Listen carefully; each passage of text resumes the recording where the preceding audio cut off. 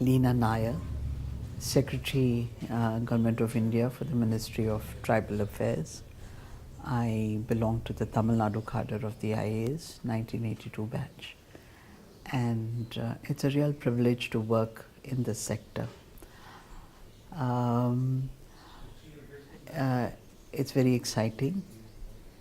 It also gives you a chance to learn so much about life, so much about if I may say, the original Indians and the way of life, the wonderful medicinal plants, the beautiful handicrafts, beautiful weaves which they have right across the country. We're talking about a population of nearly 11 crores. About 8.5% of India's population is tribals, and they form a very important and integral part of the country. They are especially there in the schedule of the Constitution, and they have been promised to be looked after, to be developed, at the same time maintain their culture, their ethos, their ethics, their values. The ministry has done quite a bit in the past. We have tried to make them grow in the sense economically. And you must have seen we have taken a number of steps to ensure their way of living is not hampered. At the same time, we make an effort to ensure that their products are brought before the public, given a marketability in the sense that make it attractive for the product to be sold. For example, we've got some beautiful weaves in the textiles from these tribal areas of central India, and those weaves would be with them, would not have been exposed to anybody except the people who are around that area. We've tried to help them to make them into beautiful products like saris, cushion covers, table mats, tablecloths, and expose this art to the world as a saleable product, which is really lapped up by quite a few people who know the value of this. TRIFED was an organization which was set up to ensure that the tribal craft does not die down, and the art and craft gives them some remuneration whereby they continue to follow this traditions. Now, we have a lot of issues, we have a lot of problems in the sense that in their interface with the rest of mankind, they also have left some of their places and come out. So the masters of these arts and crafts, we are trying to ensure that whatever is there in the system is brought in together. We have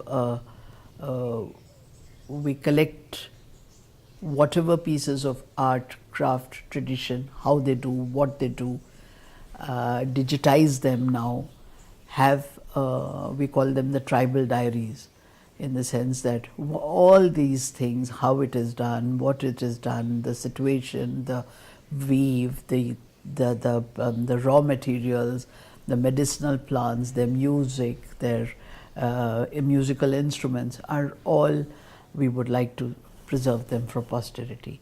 So it's a big task which we are doing. That is on one side. There is also a very good agriculture group in the among the tribals. We've lost a lot of the gene pool which they used to have, but we're trying to preserve whatever they have, whatever is available even now. For example, the forest produce. There is a special the special products which they get from the forest.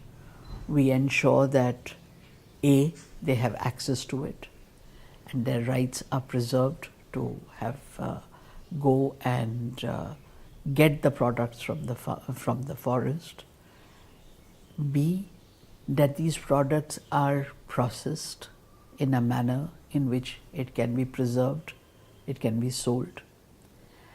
And even if the second stage is done by us, we ensure that the tribal agriculturist, if I may call him, or the forest gatherer, gets his due by bringing in the concept of a minimum support price. In case the tribal is not able to sell the produce at a particular value, which we have determined keeping in mind the number of hours it takes to get to the product, get to the trees, how to identify those plants, because most of us may not be able to identify those plants, then also carry it back. The number of man hours he has spent in trying to climb the tree, trying to get the product in the particular form it has to be brought. All that we factored in, and there is a minimum support price which we've arrived at. It's been scientifically done. So we ensure if the market goes below a certain level, we jump in. That is TRIFED, the state governments. They have all been given money, financial assistance to intervene and ensure that the tribal gets the price he is assured of by us. We are also trying to see that for storing these products, for processing these products, we have given money to the state governments as well as to TRIFED to ensure that little hearts are created in the places where the produce is of good quantity. We also, if they want to build a godown, they want to build some sort of, want to get some machinery for processing, all this has been factored into the scheme. And we hope, it's been slow in taking off, but we hope that in this year and next year, we'll be able to do a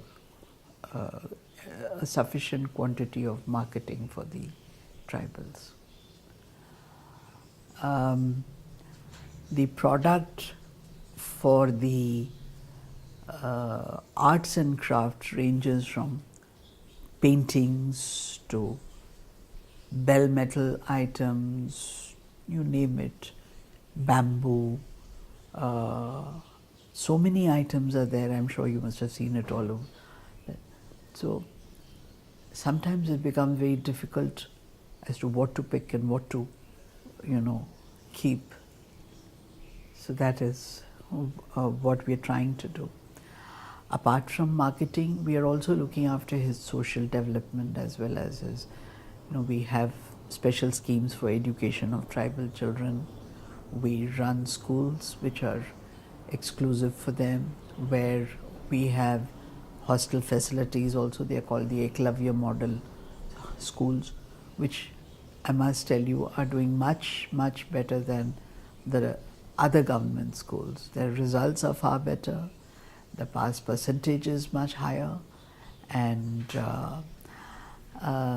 they have been exposed to a lifestyle which is far different from what they have at home.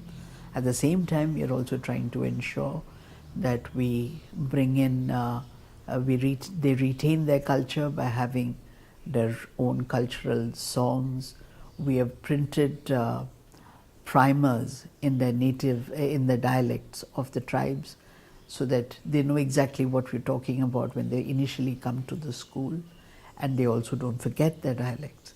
We also keep up with their festivals, their traditions in these schools.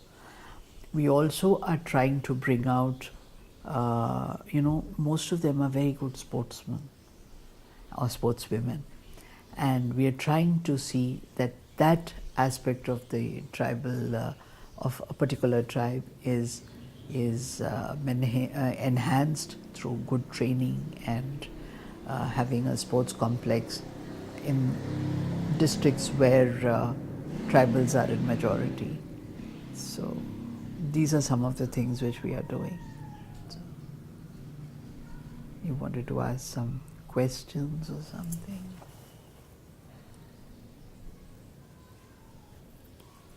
Is there any particular institutions or team that works for assuring that their particular culture is respected and, as you said, retained and enhanced? Is there any control team, something to you ensure this? We have established in most of the states, I think we've got about 14, 15 of them, tribal research institutes. Now these research institutes have been mandated to look at the tribal culture of the region. Now if it is in Orissa, all the tribes in Orissa, their culture, their festivals, their handicrafts, all this is documented by the tribal research institutes. It is also, they also survey what is going on. They also keep track of these, their crafts, everything. So the tribal research institutes actually act as a kind of repository of all the cultural wealth we have in that particular state. So they also see what the schools are doing in terms of activities pertaining to the culture of those particular tribes. They have been instrumental in bringing out these primers with the local dialect and what we are being taught in the CBSE or the school board system of education. It'll go a long way, both to show them that the environment must be preserved and the respect of the tribals. We brought out, and I'm sure they'll show it to you when you go to one of their outlets. Brought out pencils which actually come from a place called Ocha, Saharia tribes. Now what they've done is we've been able to get them to put some little seeds at the bottom, at the top. So the moment you finish the pencil, these seeds are not to be thrown away, but to be planted.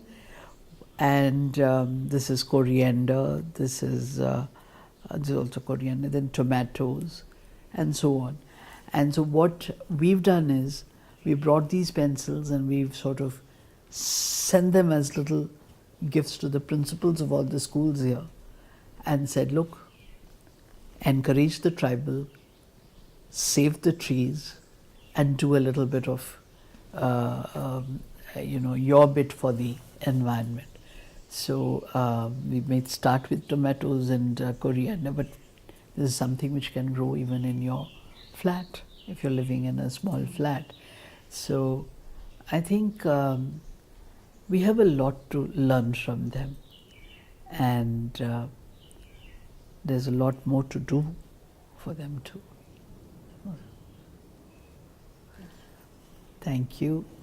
It's been lovely talking to you.